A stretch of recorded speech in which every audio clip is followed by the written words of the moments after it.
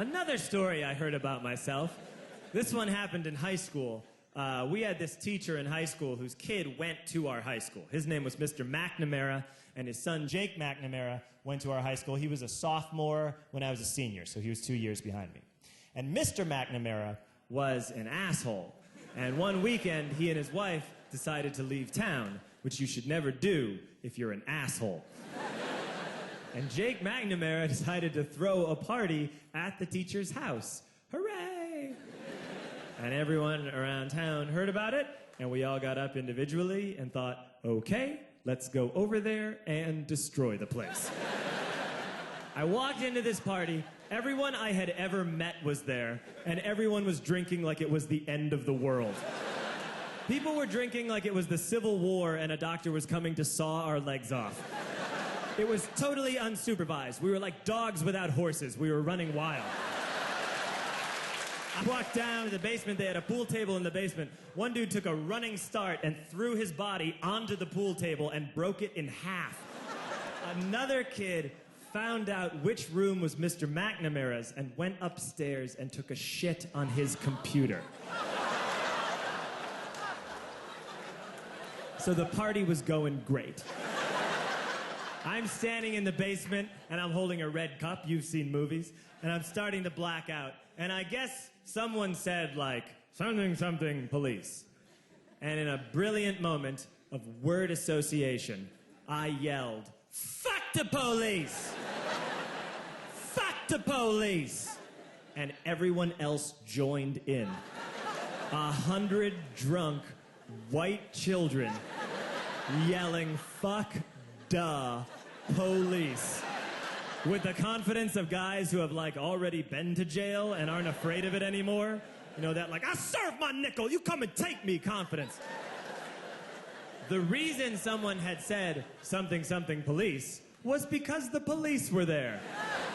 So a Chicago police officer walked down the stairs and got to the bottom in the basement and looked out over a sea of drunk toddlers yelling, fuck the police, in his face. And he was almost impressed. And then he leaned into his walkie-talkie and went, get the paddy wagon.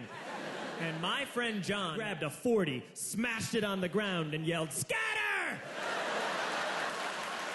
And everyone ran in a different direction. It was like that scene in Ratatouille when the humans come in the kitchen and all the rats go in different ways. We all ran in different directions. I ran into the laundry room and I jumped up on the washing machine and I crawled out through a window into the backyard, and now I'm running through the backyard and there was this big chain link fence and I thought, I've never climbed a fence that high before. And then I woke up at home.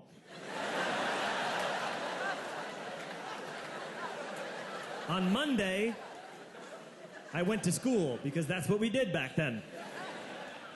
And I'm walking into the school building, and who do I see but Jake McNamara? And he says to me, hey, were you at my party on Saturday? And I said, no. You know, like a liar. And he said, things got really out of hand. Someone broke the pool table. Someone took a shit on my dad's computer. But the worst thing, he says, the worst thing is that someone stole these old antique photos of my grandmother, and my parents are freaking out about it.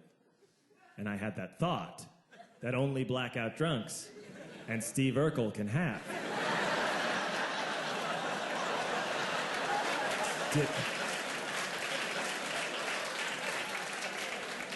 Did I do that?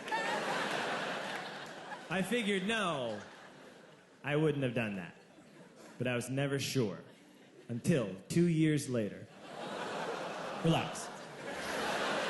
I'm playing video games with this kid named Alex that we also went to high school with. 2 years later, we've graduated by now. We're playing video games for a couple hours. And then Alex says to me, hey, come here, I want to show you something. And he takes me into his bedroom. And then he takes me into a side room off of his bedroom. Never a good thing to have. And he shows me a tiny room that is covered wall to wall in stolen antique photos from different people's parties over the years.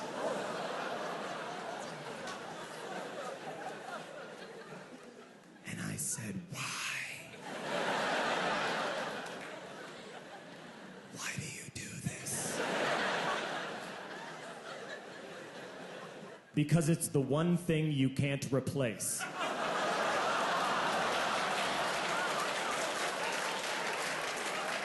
That's the end of that story, but how fucked up is that, right? That's crazy. So I don't drink anymore.